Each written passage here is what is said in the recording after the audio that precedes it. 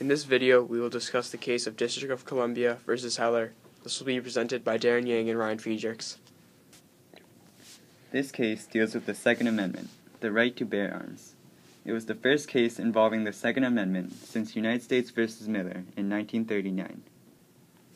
In 2003, Dick Heller, a resident of the District of Columbia, applied for the registration of a handgun, but his application was denied. He filed a complaint to the Federal District Court of D.C., claiming that it violated his Second Amendment right to bear arms. He was told his application violated the Firearms Regulation Act of D.C.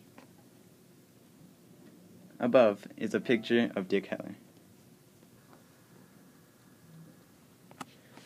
Passed in 1975, the Firearms Regulation Act regulated the use of firearms in the District of Columbia. It banned the registration of handguns, required licenses for all pistols, and required that all firearms be kept unloaded, disassembled, or trigger-locked.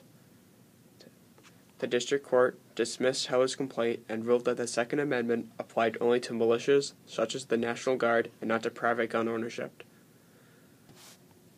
In 2007, Heller appealed the case to the U.S. Court of Appeals, the District of Columbia Circuit.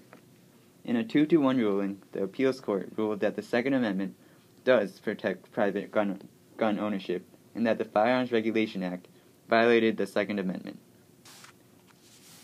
On June 26, 2008, in a 5-4 ruling, the U.S. Supreme Court declared two provisions of the Firearms Regulation Act to be unconstitutional, specifically the ban on handguns and the requirement that firearms be kept unloaded, disassembled, or trigger-locked.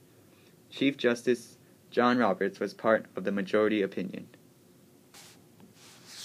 The official court opinion, written by Antonin Scalia, stated that the Second Amendment protects individual right to possess a firearm unconnected with service in a militia, and to use that firearm for traditionally lawful purposes, such as self-defense within the home.